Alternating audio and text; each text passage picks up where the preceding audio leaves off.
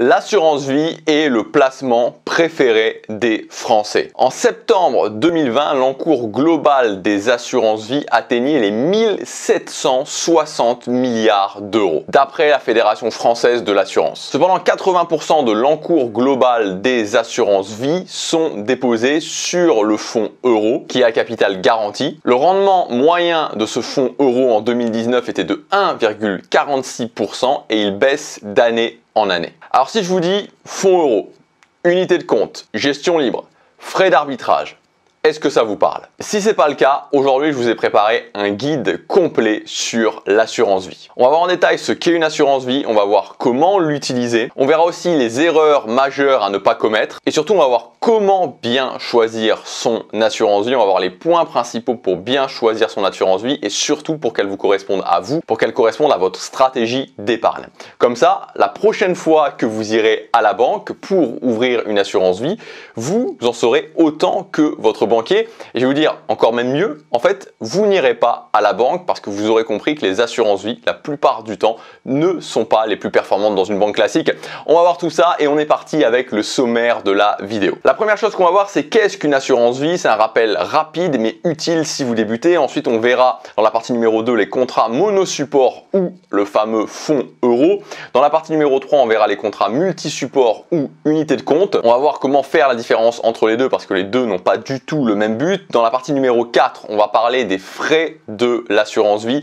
Donc là, c'est vraiment quelque chose de très important. Les frais rognent, voire même rognent fortement sur votre performance. Vous allez voir, je vais vous faire des calculs. Et les calculs que je vais vous faire dans cette partie numéro 4, je pense qu'ils risquent, c'est pas de vous surprendre, c'est plus que de vous surprendre parce qu'on va poser les chiffres et vous allez vous apercevoir à quel point un tout petit pourcentage qui n'a l'air de rien du tout peut se transformer en quelque chose qui vous fait perdre des milliers d'euros, voire des dizaines de milliers d'euros sur le long terme. Dans la partie numéro 5, on verra comment investir et comment gérer son assurance vie. On va parler des différents types de gestion notamment. Dans la partie numéro 6, on verra comment récupérer son argent si besoin.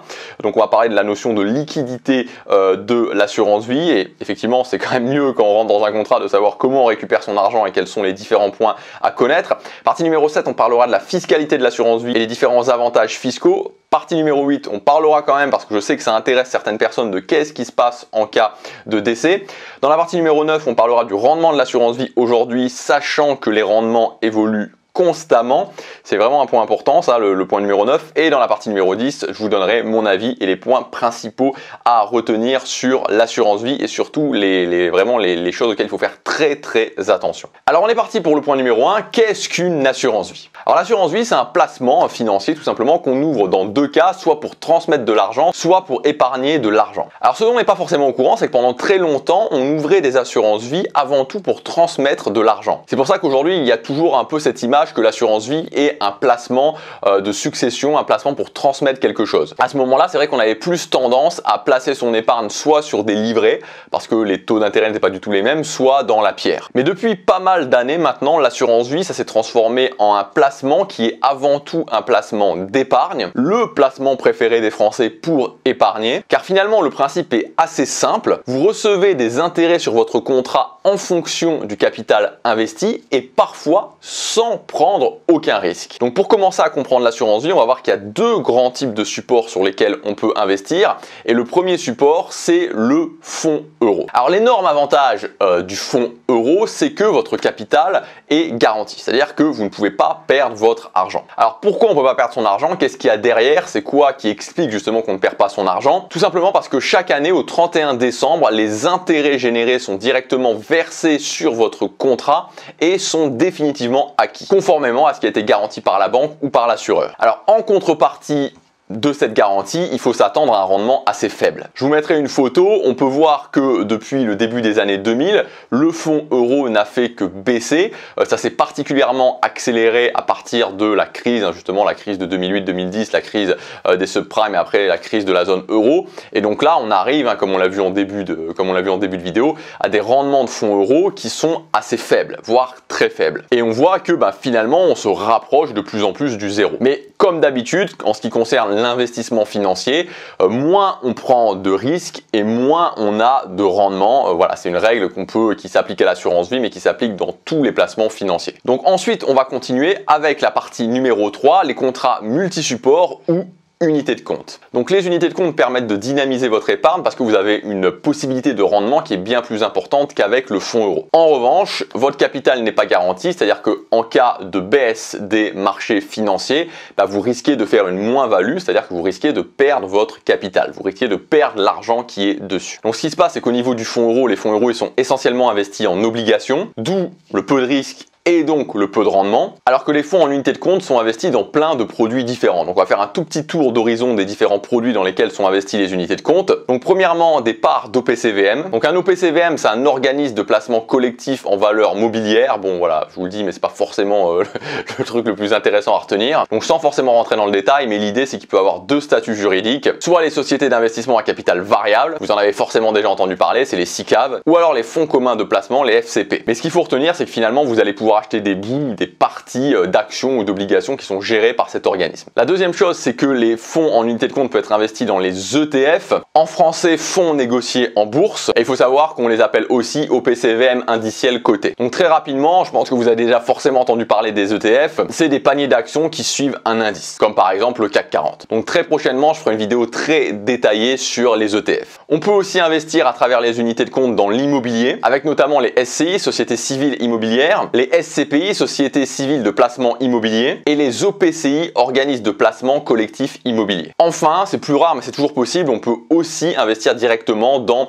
des actions, des obligations qu'on détient en direct. Alors maintenant, on va arriver à un point très important au niveau des assurances vie, c'est le point numéro 4, les frais de l'assurance vie. Alors avec le rendement, les frais, c'est vraiment le poste le plus important à surveiller parce que votre performance peut être incroyablement, et j'insiste sur le mot incroyablement, vous allez voir, diminuer à cause de frais, et souvent de frais qui ne représentent qu'un tout petit pourcentage qu'on vous indique à l'ouverture de contrat, qui n'ont l'air de rien, mais qui pilonnent votre performance. Et en fait, voilà, on n'y fait pas attention tout simplement parce que quand on ouvre un contrat, les frais paraissent minimes, mais en fait, sur le long terme, avec l'effet boule de neige, l'argent perdu est très important. Et comme l'assurance vie est un placement long terme, il faut y faire attention. Alors on est parti sur un petit tour d'horizon des frais auxquels il faut faire attention dans une assurance vie. Premièrement, les frais d'entrée ou frais de versement. Ce sont les frais qui sont les plus élevés, en moyenne 3 à 5% pour les banques traditionnelles. Donc c'est des frais qui sont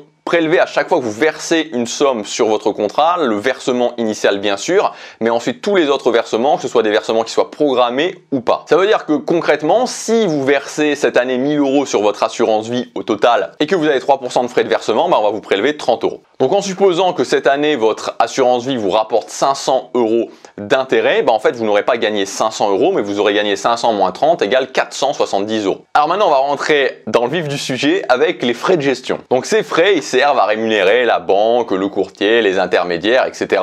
Et ils sont prélevés chaque année sur la totalité de ceux dont vous disposez, c'est-à-dire le capital, plus les intérêts générés. Alors une toute petite précision, les frais de versement ont été déduits avant de calculer les frais de gestion. Donc on va voir un exemple que j'ai noté. Je vais vous le noter aussi ici, comme ça vous allez pouvoir le regarder en même temps. Je vais essayer de ne pas être trop rapide, mais au pire des cas, vous pouvez mettre sur pause pour bien regarder. Donc on va prendre des chiffres simples évidemment. Imaginons que vous ayez 10 000 € de capital sur votre assurance vie. Cette année, vous versez 1000 € supplémentaires au cours de l'année. De plus, en fin d'année, vous touchez 500 € d'intérêt, ce qui est déjà un bon rendement pour une assurance vie à environ 4,5%. Si les frais de versement, comme on l'a vu avant, sont de 3%, vous aurez déjà 30 € en moins. Donc le calcul, c'est 1000 fois 0,03, 3%, ce qui fait 30 €. Avec des frais de gestion à 1%. 1%. C'est beaucoup, mais c'est pas exceptionnel. On va vous prélever en plus 114,70 €. Donc vous avez encore une fois le calcul, je vais vérifier que j'ai bien noté, mais oui, vous avez le calcul qui est noté. Donc capital 10 000 € plus versement 1000 € plus intérêt 500 € moins les frais de versement 30 € multiplié par 1%, c'est-à-dire 0,01. Et donc si on ajoute ensemble les frais de versement et les frais de gestion, cela fait 144,70 €, c'est-à-dire 114,70 plus 30 €. Donc, vous n'avez pas gagné 500 €, mais seulement 355,30 €. J'ai pris des petits montants. Imaginez sur des grosses sommes. Et surtout, et c'est là que c'est le plus dramatique, c'est peut-être pas dramatique, mais c'est là où c'est vraiment qui va pilonner votre épargne, c'est qu'il faut bien voir que cet argent que vous ne gagnez pas parce qu'on vous le prélève, cet argent ne se cumule pas. Donc si on avait imaginé que vous aviez gardé cet argent ou une plus grande partie de cet argent, à la fin, au bout de 10 ans, 20 ans, 30 ans, ça aurait forcément créé un effet cumulé qui aurait été bien plus important. Donc si on fait le calcul du début à la fin, vous vous retrouvez avec une perte financière qui représente des milliers d'euros, avec un petit 1% qui n'a l'air de rien, qui est comme ça noté 1% de frais de gestion. Donc en moyenne, les frais de gestion sont de 0,4 à 1% pour le fonds euro, de 0,8 à 1,5% pour les unités de compte. Donc il faut vraiment faire très attention quand vous ouvrez votre contrat, quand vous communique ces frais de gestion, car la plupart du temps, les rendements annoncés sont nets de frais de gestion et donc ça change tout. Ensuite, les frais d'arbitrage, donc qui concernent simplement les multi-supports, donc les unités de compte et pas le fonds euro. C'est normal parce que c'est des frais qui sont spécifiques au passage d'un support à un autre. On fait ces transferts quand on souhaite modifier le rendement et donc le risque de son assurance vie. On peut transférer des actions en obligations et vice versa. Donc ces frais peuvent être un pourcentage de l'épargne transférée, entre 0,2 et 1% en moyenne, soit une somme fixe à chaque transfert. Et cette somme a été définie à l'avance, bien entendu. À savoir qu'il peut y avoir un montant minimum et un montant maximum défini pour ces frais. Et quatrième type de frais, les frais de sortie anticipée. Alors c'est rare, mais il y a certains assureurs qui appliquent des pénalités de sortie anticipée quand le contrat est clôturé avant le terme. Donc ils sont encadrés par la loi. Ces frais ils peuvent s'appliquer que dans deux conditions: que le contrat soit ouvert depuis moins de 10 ans, que ces frais soient de 5% maximum, ce qui est déjà beaucoup. Et généralement, ces frais, quand ils sont appliqués, le sont quand le contrat est clôturé avant 8 ans. Donc toujours bien vérifier les conditions générales de son contrat, et s'il y a de ce genre de frais, voilà, c'est pas un bon contrat. Alors il y a une particularité à connaître au niveau de l'assurance vie, c'est que chez les banques et les courtiers en ligne, les frais d'entrée, de versement et de sortie sont généralement totalement gratuits. Encore une fois, il faut bien se renseigner avant d'ouvrir un contrat. Alors maintenant, on va voir comment investir et comment gérer son assurance vie, c'est le point numéro 5. Donc il existe de très nombreux, des dizaines et des dizaines de contrats d'assurance vie différents, et comme son nom l'indique, votre contrat d'assurance vie se trouve chez un assureur. En revanche, vous n'êtes pas obligé d'aller chez un assureur pour ouvrir votre contrat d'assurance vie. Vous avez plusieurs types d'intermédiaires différents. La banque traditionnelle, qui reste le plus gros distributeur d'assurance vie, malgré le fait qu'en général ce sont les contrats les moins intéressants et de loin. Les banques en ligne, qui sont en général très intéressants avec des frais très faibles. Le conseiller en gestion de patrimoine. Le courtier en ligne spécialisé en assurance vie. Une mutuelle, comme par exemple Affaires. Quand vous souscrivez un contrat d'assurance vie, vous devez faire un versement initial. C'est la seule obligation. Ce versement se fait au moment de la signature du contrat. Et selon chaque contrat, il y a un minimum à verser à ce moment-là. En général, ça se situe quelque chose autour des 300 euros. Moi, le dernier contrat d'assurance vie que j'ai ouvert, je crois que c'était 300 euros minimum qu'il fallait verser. Ensuite, vous êtes totalement libre de faire des versements ultérieurs ou pas. Et donc, vous avez le choix entre faire des versements qui sont des versements libres. Donc, vous décidez quand est-ce que vous placez votre argent au fur et à mesure du temps, ou alors les versements programmés. Et donc là, vous décidez d'une somme qui va être programmée. Donc par exemple, tous les mois, vous versez 100 euros sur votre contrat d'assurance vie. Et il faut savoir qu'évidemment, vous avez la possibilité de modifier à tout moment ces versements programmés ou la façon dont vous voulez gérer votre assurance vie.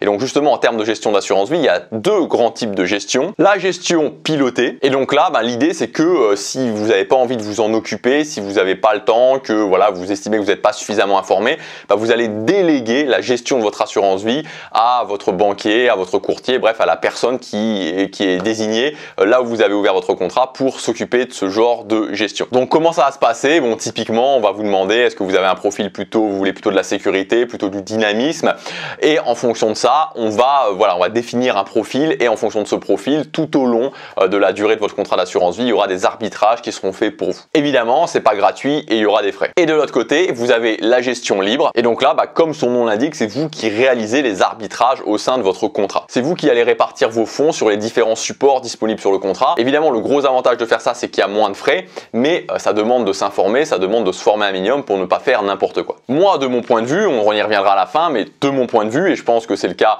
voilà, si vous êtes sur cette chaîne, c'est que vous vous intéressez à votre épargne, que vous vous intéressez à votre patrimoine et à comment vous allez pouvoir développer vos finances, donc c'est évidemment intéressant. Moi, c'est ce que je fais à titre personnel, c'est-à-dire que je suis en gestion libre, c'est moi qui gère, et voilà, moi, c'est ce que je vous conseille de faire. Donc encore une fois, il ne faut pas faire n'importe quoi, mais voilà, si vous êtes sur cette chaîne, c'est que vous vous intéressez à votre patrimoine, à la gestion de vos finances, et donc c'est beaucoup plus intéressant de faire ça, ne serait-ce que parce que c'est vous qui prenez aussi les meilleures décisions, en tout cas ce que vous considérez comme les meilleures décisions pour vous, en fonction aussi de situations qui peuvent changer. À noter qu'il y a un troisième type de gestion, qui est un type de gestion un petit peu mix entre les deux, qui est la gestion conseillée. Je vous le dis tout simplement parce que si vous ouvrez un contrat d'assurance vie, souvent vous allez voir trois types de gestion, donc pour pas que vous posiez des questions que vous disiez mais je crois qu'il y en avait que deux. Donc c'est un mix, hein, comme je vous disais, entre la gestion libre et la gestion pilotée. Donc là, c'est pas la société qui va faire des arbitrages pour vous, mais elle va vous conseiller des arbitrages. Maintenant, on va voir le point numéro 6, comment récupérer son argent si besoin, parce que c'est bien d'investir, mais c'est aussi bien de savoir comment on peut récupérer son argent. Alors ce qu'il faut savoir et ce qui est important, c'est que contrairement aussi à ce qu'on peut penser, parce qu'il y a beaucoup de personnes qui pensent que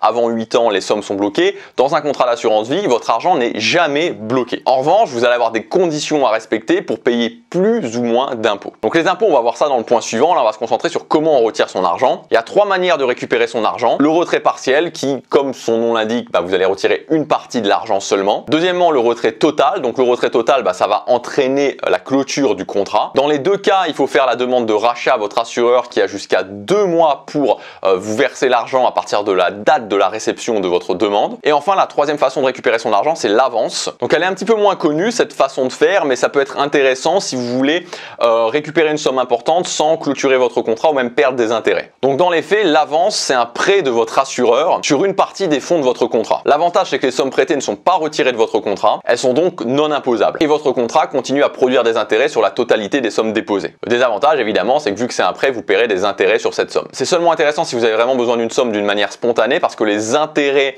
que vous allez payer sont supérieurs aux intérêts d'un crédit classique. Par contre, si vous ne remboursez pas dans les délais, vous n'aurez pas un huissier qui va venir taper à votre porte. L'avance sera transformée en retrait partiel rétrospectivement et donc vous serez taxé dessus. Alors maintenant, on va arriver au deuxième point très important après les frais, c'est la fiscalité de l'assurance vie. Donc là, je vous ai préparé des tableaux, j'ai noté pas mal de choses parce que c'est vraiment important, je pense, pour le côté fiscalité, que ce soit l'assurance vie ou même en général, d'être vraiment très précis. Alors évidemment, déjà, ce qu'il faut savoir pour commencer, c'est que vous ne serez imposé que sur les plus-values retirées. Les plus-values produites par votre capital, si elles restent sur votre contrat, ne sont pas imposées. Et si vous retirez de l'argent qui compose votre capital, vous ne serez pas non plus imposé dessus. Exemple très simple, vous avez 1000 € sur votre assurance vie. Sur ces 1000 €, il y a 700 € de capital et 300 € d'intérêt. Vous ne serez imposé que sur les 300 €. Pour connaître le taux d'imposition de vos intérêts, ça c'est important, c'est l'âge du contrat qui compte, c'est-à-dire la date d'ouverture. D'où l'intérêt d'ouvrir rapidement un contrat pour prendre date, parce que c'est cette date qui va fixer l'antériorité de votre contrat. Alors je vais vous afficher un tableau, je pense que je le mettrai bien en gros au milieu, donc on va pas voir ma tête, mais c'est pas très grave parce que du coup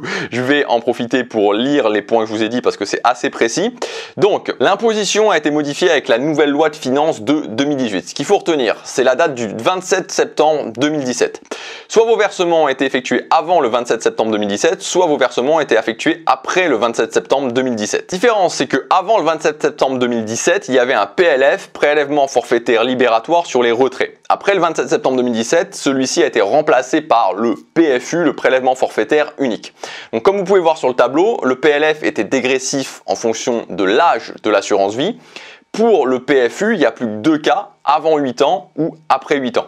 Ce qu'on peut noter aussi, c'est qu'avec le PFU, les retraits avant 8 ans sont moins taxés qu'avec le PLF. En revanche, à partir de 8 ans, c'est pareil.